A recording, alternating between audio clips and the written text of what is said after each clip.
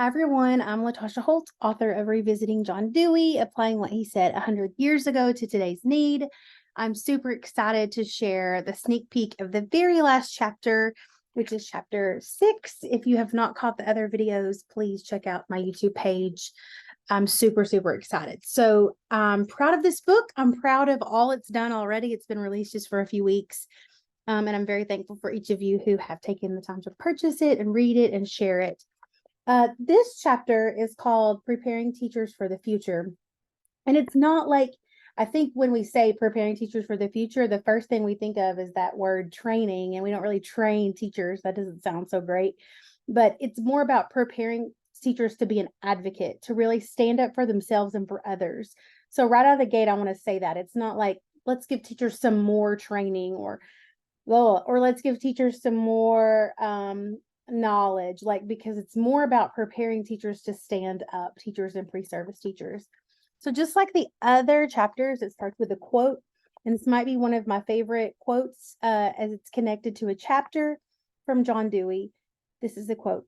John Dewey said, "I believe that every teacher should realize the dignity of their calling, that he or she is a social servant set apart for the maintenance of proper social order and securing the right for social growth." All right, here we go. I want to read a little sneak peek. Teachers are the leaders of the future. This chapter speaks specifically to teachers and pre-service teachers. These leaders must be prepared with the skills they will need to change the direction of the world. The content in this chapter is not focused on the typical ways teachers are prepared, but rather focuses on preparing teachers for a philosophical shift in thinking about what it takes to be prepared to thrive in a culture of change. Teachers must rise up to their purpose. Dewey knew this meant teachers must step into their important role in society. Dewey said that teachers must recognize their value. Teachers can no longer be satisfied with just passing students on from one grade to the next. The role of teachers is not just about teaching content knowledge like math and reading. Their role includes helping students to learn what is needed to have proper social life. Teaching is much more than promoting students through the school system. We need highly qualified teachers in the classroom. The next generation of teachers must undergo a radical shift in thinking that is much different than their predecessors. A bold mindset that is ready and willing to stand up for the right must emerge among the teacher population. Fighting for the right can only happen after teachers sharply identify what kind of treatment is acceptable for them and their students. Teachers need to know what will and will not be tolerated. Okay, so I go on to talk about can anyone be a teacher? Because Dewey was really like bold about this. He was like, there are just some people who aren't meant to be teachers, and he talked about it. So there's a whole section on that. And then there is a section within that section on student impact. Young students who are assigned a teacher that has not been formally prepared are not given an equal chance compared to their peers. As shared, to become a highly qualified teacher, there are many preparation milestones that must be achieved. Fast track programs lack quality throughout critical milestones that are needed for teaching and learning.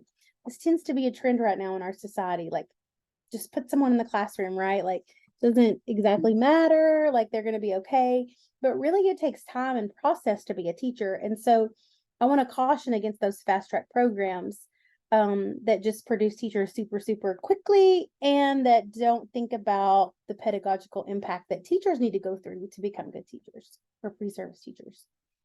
Assigning someone who does not have a love of teaching and patience when dealing with the young can take a toll on students' academics and their mental health.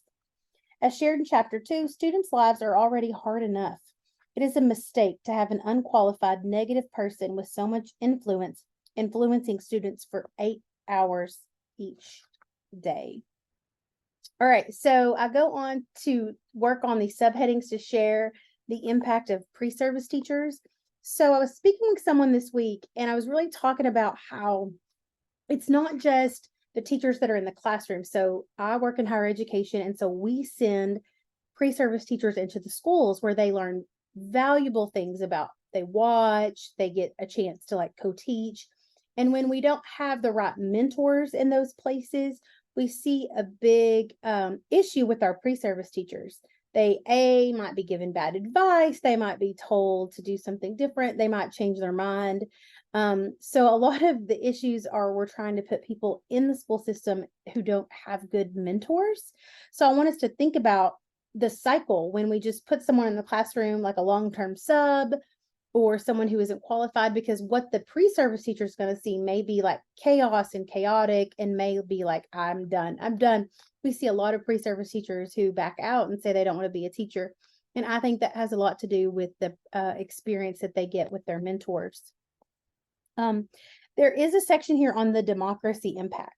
So I want to talk a little bit about this section, and it really talks about, for the sake of democracy, our future is set up to fail. And I really believe this. It's set up to fail when we have less than the best teachers in classroom positions, because those teachers are kind of tasked with supporting young children, the next generation, who will go on to do more things. And when we have the wrong teachers in place, it kind of starts like this downward trend of our society. So I want to talk about what teachers manage, because shout out to teachers right now. You're getting ready. You're going back. Teachers manage the classroom environment. So if you're not in education, we need to talk about classroom environment. It really means everything. And part of that, teachers set up, but part of that has to do with society and the resources that teachers have.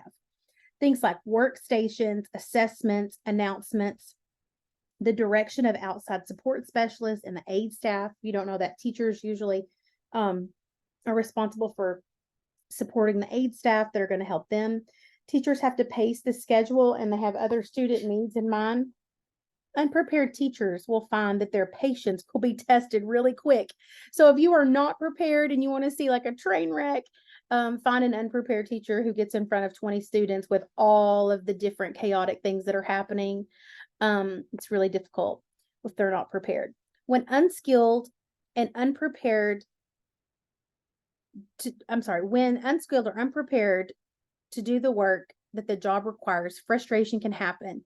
And then that frustration can really negatively impact the students. So as a mom, I see this. I see teachers who are unprepared, and then you get 20 students who are like the target, or maybe just like they're just getting all of the negative, they're getting all of the stress, they're getting all of the chaos, and that can really be hard on students.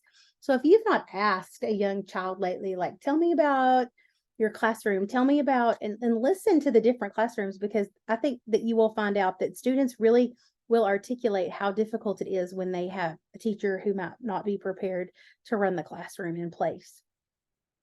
When we allow teachers who are not qualified to serve as leaders, the first major problem that arises is with that environment. First, working groups and maintaining teaching can become a managerial nightmare.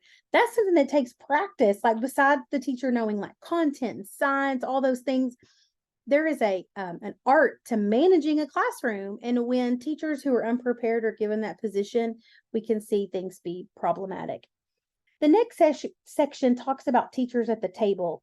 And this section is really designed to have everyone take a step back and think about teachers being a voice. To prepare teachers for the future, teachers must know that they must be a part of the educational decisions that are being discussed. And I do not feel like they are. As an overall majority, I do not feel that teachers are being asked, that teachers are being heard, and that they are being a part of making decisions. I could give my own conspiracy theories about who are making those decisions, but it's not teachers. I believe a large majority are not teachers. And that is so wrong, because we have people who are making decisions and putting things in place that really have no idea what's happening. And I hope in my heart that they don't have negative intent, but I think sometimes asking the wrong people to give you answers to the questions that you want is very problematic for our society. And I think that as a society, we're going to have to stop and like say, hey, have you asked teachers what they think about this? Or have you asked teachers what they think about that? And what do teachers think that they should do? Not just someone making political decisions far away. Okay, so I go on to talk about teacher support, and there are some things that teachers need. So right now we're getting ready for back to school time. It's very stressful in my house and probably many of yours. And some of the things that teachers need are help with supplies. So I have this really difficult, oh, like, I don't know, supplies drive me crazy because they're so expensive. And I think about taxpayer dollars and what teachers need. And I really worry about supplies, but teachers need supplies. So I don't know how we can address this issue with school supplies. The school supplies are a big issue. I have my list. It's time to go buy school supplies. Um, Teachers need help with meeting basic needs.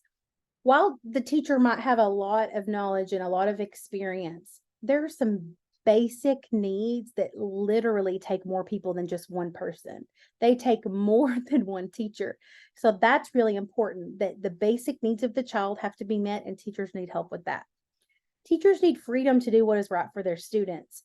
And I think this is very controversial in our society, but teachers have a way of a good trained, oh, I said trained, a good prepared, not trained teacher has a way of really thinking about what their class needs. I can remember situations where we had huge classroom bullying happening, like crazy, spend 30 minutes trying to figure out what happened at recess.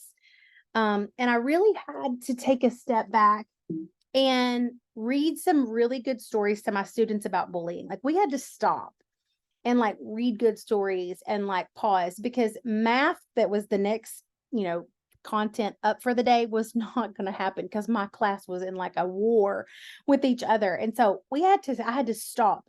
And so I knew that my class needed that. And oftentimes teachers aren't given that freedom. They're just like on to the next thing, on to the next thing.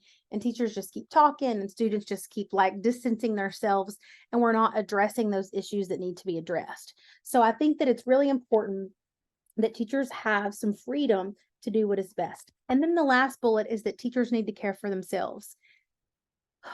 Teachers are struggling. Like, this is the first time that like I've really, really, really seen some of the best teachers who I had the honor of working with, who were pre-service teachers, like, they're out, they're done, they're leaving. And I have to wonder if the job's better or if they are just done with it. Teachers need to care for themselves. That means going to the bathroom. That means getting a good lunch. That means being able to share their troubles, troubleshoot with each other. But if you think about the day, it really is just this really fast, quick situation that leaves students completely depleted at the end of the day. And they do that for years and years. A lot of them do it for years. And my fear as a mother of some awesome teenage girls here is that this next generation will not last in the classroom, not because they can't, but because they won't.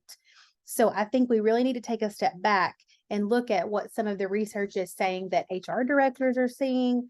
A lot of folks are just not going to deal. I'm not that old, but not deal with the things of the like we've dealt with in the past. So if we want to like recruit teachers, I think we're going to have to like pause and like realize that teachers need to take care of themselves. Okay. So this is the last chapter. There's more on teachers' voice, teachers' value, and there's an awesome summary challenge. I want to read one of the questions in the very end of the book. This chapter shared that future teachers need to be supported and know that they're not alone. How can teachers be prepared to know that they should not have to face all challenges alone? What should teachers do if they feel there is a need they have that's not being met? All right, so I'm so excited. Please get this book, share it with others. We're almost in back to school season, and I really think that it will impact so many. So share it. I appreciate you. Follow, like, share, all those cool things, and remember how much you are appreciated. We are changing the world one person at a time. Thanks.